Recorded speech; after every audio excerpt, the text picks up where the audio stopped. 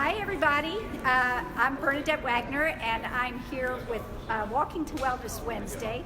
I'm here with Dr. Kezia Ellison today.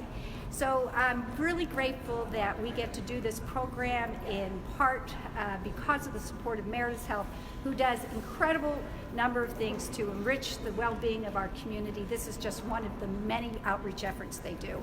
And Prime Time for Women is all about the positive social interactions and how those interactions improve health.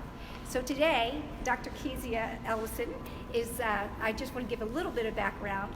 She graduated with her medical degree from Geisinger Medical School of Medicine in Scranton, Pennsylvania in 2019. She also has master's degrees in biomedical sciences and in women's health. Dr. Kezia Dr. Ellison, she also graduated, her undergraduate degree was from Brown University in Providence, Rhode Island, and she also worked at Harvard University School of Public Health. So she has a wealth of information. She has been really interested in public health for a long time and is a strong advocate for those who are underrepresented and underserved. She's here today to share some information with you about how to healthy diet. I think it's your name of your presentation is A Healthy You in Every Season. So please welcome Dr. Ellison. Thank you all. It's really an honor to be here, and hello Facebook audience. I'm going to try to look at everybody here, so excuse me. When I created this topic, I actually was not a physician, but after practicing and as a first-year resident here at Meritus, I think a lot of the topics and points are really relevant and fit very well together with the concept of Walking for Wellness Wednesdays.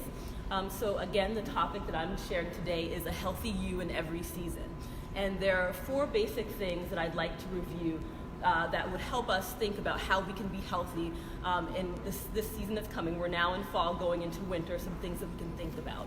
The first thing that I always suggest is knowing your normal, knowing what's normal for you. So whether that's your blood pressure, your cholesterol level, if you have a particular health concern, for example, if you're a diabetic patient, knowing what your A1C is, knowing those numbers, really having that ownership of your health is really very important. The other component of knowing what's normal for you is what I call body awareness. So particularly for our women, we talk about things like breast self-exams, although there's some debate as far as whether the self-breast exam is really as effective. I still encourage my patients to do their own breast exams because, again, it brings body awareness. The other thing that does is it causes you to have time to take a look at yourself.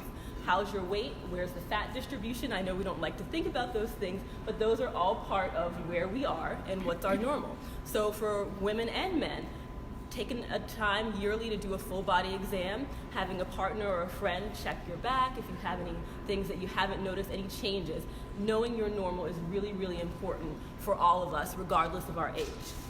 The second point that I'd like to talk about today is really a little bit focused more on nutrition. Now, oftentimes when we talk about nutrition, we talk about what we eat.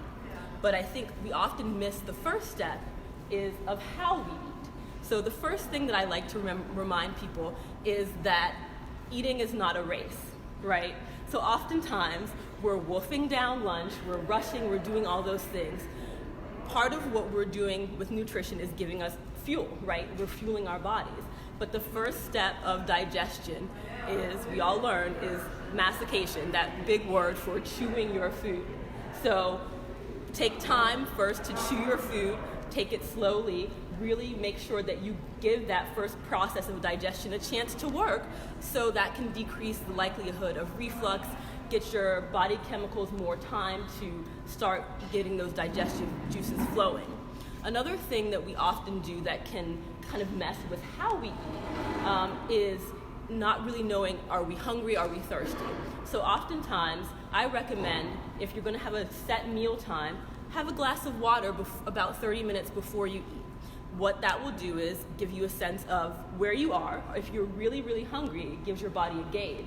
The second thing it does is doesn't mess with the digestive acids when you eat.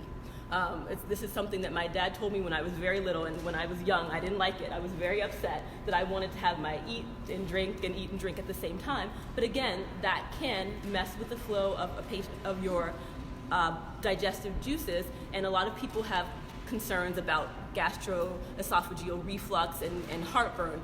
These are things that can help. Our body knows how to do things for us. We just have to make sure that we're helping it along. In addition, I consider diet a 4-letter word. Now, it literally is a 4-letter word, right? But the joke of that is that a diet is what you eat, not necessarily something you do. Weight loss is a concern and a goal for many of our patients, and that's perfectly fine. But as opposed to talking about a diet or focusing on that, we really want to focus on nutrition and energy, right? Because the main purpose of eating is to give fuel for our bodies. So we like to help our patients and our family think about how can we fuel our bodies to do the things that we'd like to do. How can we give ourselves the energy to do things like walking for wellness, right? If we're wanting to have good energy and wanting to accomplish the goals that we have on our schedules today, or even just feel well, we want to fuel our body, not necessarily just think about the food that we're eating. The second part of that is, does it have nutritional value? One of those things is that, we can eat a lot of processed foods, but is that really the best fuel for our body, right? We all hopefully value ourselves, and we all want to accomplish the goals and things that would like to do in life. So part of that, if we're the most expensive car, right, version of the car, then we're going to put the best fuel we can in our car, right? Same thing for our bodies. Not everybody has the same options, and that's part of what we at the Meritus Health Family Medicine Residency and Meritus Health are working on. And our residency is starting a project called Food as Medicine. And we understand that not everybody has equal access to food and to healthy food, but we can all make healthier choices in those diets. So not everybody can buy, Whole Foods is not close here, but the quote-unquote most expensive foods, but it doesn't have to be expensive to be nutritious. And those are things that we like to talk about and emphasize. And the last thing that I'd like to talk about surrounding nutrition and wellness is really about developing healthy habits. Dr. Jegede talked at the last Walking for Wellness about the fact of just walking, what the purpose of us starting here. The other part of that is developing a healthy habit. One of our best things we can do for our body, which was shared, is to walk, right? That is a really great healthy habit, but we can also put together other healthy habits together to improve our wellness. So that includes diet, that 4-letter word. How about nutrition, energy, right? It includes sleep. One of the things that we often forget is that part of our body's healing and process to, even for weight loss, is sleeping. So if we're not having healthy habits, if we're not having a good sleep pattern, those are things that can really impact us. So just a few reminders, again, knowing what's normal for you and what's normal for your body. If you notice any changes, that's something that you can come and talk to your healthcare provider about. The second thing, again, thinking about how you eat, taking it slowly, chewing your food, enjoying it with friends and family, focusing on energy, right, and getting good nutrition for that most valuable thing, possession, your body, right. And lastly, really focusing on healthy habits, what things that you can do for yourself to allow you to reach your goals and to have that good energy to do what we're about to do in a few minutes, is to have a good walk with each other. Right. Bernadette? Thank you so much, Dr.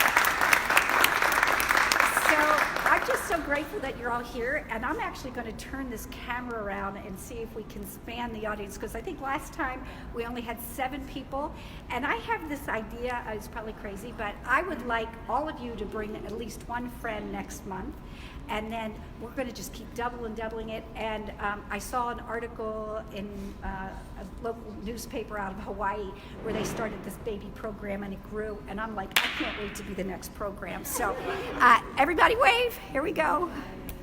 Yay. Okay. Thanks for joining us here for Walking to Wellness Wednesdays, and we're going to go take our half-hour walk led by Dr. Ellison. Thank you so much.